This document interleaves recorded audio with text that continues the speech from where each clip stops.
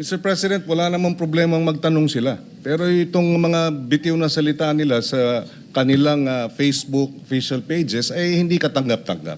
Number one. Number two, kahit sa China, Mr. President, kinakarikature ang ating Pangulo ng state-controlled, China state-controlled media. Na alam natin, walang lumalabas dyan na hindi aprobado ng Communist Party, which is, Mr. President, and therefore okay lang. No, it's not okay lang. Well, It's not okay lang, Mr. President. Why It is the when we international- defend when our officials caricature, it's not okay.